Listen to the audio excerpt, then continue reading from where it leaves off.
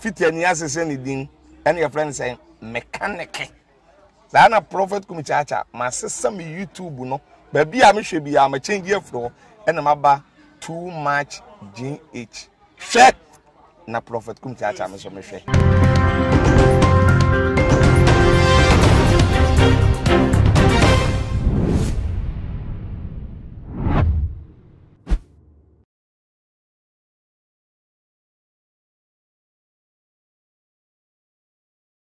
Me mama aquaba shronko eba too much GH so meeting edin na ama ogusu na sabe so de ye de share na trending issues abeto ja ewo omayi emu na mede epesomo na ebusuafo efida breche eto omayi atese obrempon to 2 year amateur former president John Jerry Rawlings eto nanan ewo nsedo ne ensmp na aba appointing to see ade kra de ekon say manso twin ana amanu humi so awo eye ni sie ye ehu ene ediem so no hina ene wo se fata say wo be sie na so be na yiyo na mubeka ya ni yie anase ni wo ensem ne beto edwanom ye mampeni ene ebusuafo edi ehia no de to omanim say eye no ntutu ye ne hihye no de ebusuafo pe bia no womo modiana womo ni eye mpenifo ye wono mampeni ene de mpenifo ka no mo tete womo nsi nkonya se ye former president JJ Rawlings wakoye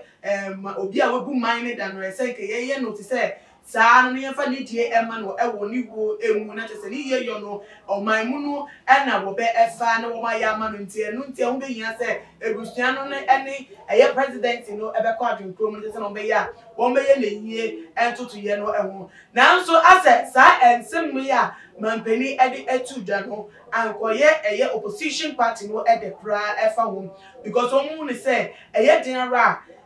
those who are former president no womo so no we partitu at the mom we the former presidency eto nchenya wono so na found the womo ameyoko na ye the National Democratic Congress na no ntino no mo so ewo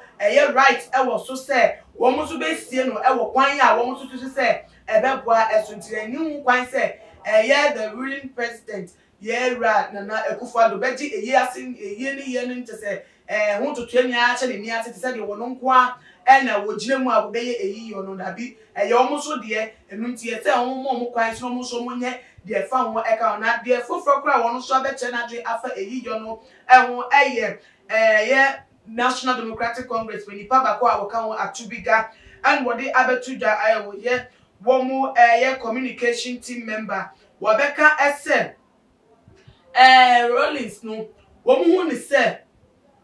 ye mampeni na Akufo-Addo wo bono homodin no wo ye no wo sie no kra wo mo still na ye chi ates wo bia de tunte ne ye ayakosie no kra no wo mo so na mba kotutu emu no mo so ma be ye because wo mo ene ye wo mo party founder wo mo na ye omo penny ena tese wo mo na se fata se eyi no wo mo eye ntise mampeni ampne for wo mo anka ne hihye die hu na wo ye ne kwan so wo ye ne se no wo pen no se mampeni nu okosie ne kra emu no bebi o akosie ne kra se ne tie chi o ne dem wo bebi a wo mba kotutu mu no mo so de be si eyi yase no mo so omasunu aye ne ye ama tese ni die o mo so metimi e dia ma wo mo founder no wo mo ejema ne no ena ensem ebeto dwan na nkofo ka se dabi ase Ghana ye nti ase no ya akwetire sesi ano se ni be wusu a ye political na dabi o ye de bibia be politics so a eyi yo ni nipa wato atesenye se nipa bakofo de eye breche mo wo man ni nia wo man munia na esu nipa yo bi nka se o ndisi ntimi su no ndisi kwaso NDP ni ntimi su no NDP kwaso no obi esu no ni te ba ne se ena ni ye yo ate de ye twe humanso in a political way na ehunhia ate se ye NDC fo no wo mo efa ni die ema de ni die esefata wo mo ye den a ebra Rawlings eto ye no na na Akufo-Addo and the president to walk a statesman when the head of state no wono and wo kwan say previous head of state ni awewu no wo be sie na so be ne hu eye entoto ye nti say if anything crapa and so wo according to that respect say wono and was or take a gas wono no te akonya so say you founder say you founder no and wo kwan say wo be kire de yenye emfa ho because wono na sisi abutumi ekura no ti wo mo keka we kire ne de ehu hia kra so mo de beba because we any time to do political analysis with it and I said some of the political propaganda won be church o matwe e de fa we eyiyo nipa na ato na esefata se e de ni de ema no nti wo mo nyai na mampani enye de efata e de efa ho na so bi so e ka se dabi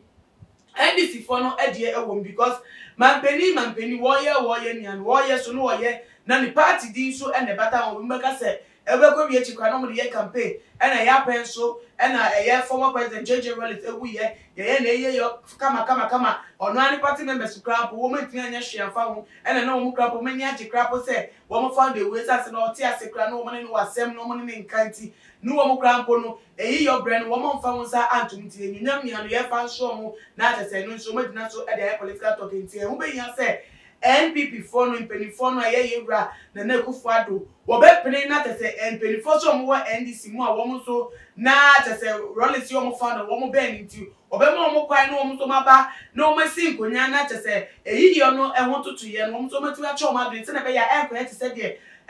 na Kufu Addo the president nkwa enwo ye ntutu de nti na adwen efa ho ediba ye bibia na tese nyamche ne akoma ndabi na ekoye se ono nkwa na tese wo mu mienu na wo mu ka wo muti ebu omu ne ebusua eye ne yiyo epere krabe pepepe atese esembo ni bia embechi nti wo mu so ebi fufuro so ede no but in ye mu no I think say the sefata no ene say ye di die edi amano no matter what say the old sin ni the old sin no the here ne say ebre no eso say ye di no atumpemu ni yesu na obi ade akomapa ebe sunu obi ade adwempa de onim fa no ho de ogina sunti a wo pena sem atese wo ben no na de odinim no de besu no nye se obi ye anasem obi anye ene ye de be ye dabi ehu hia se we na ye anasem we nye de hia ne akomapa Rollins ewo ema nipa enunte nam so wewu a eye nipa ya no eno ene ye de be kwa adwemu na tese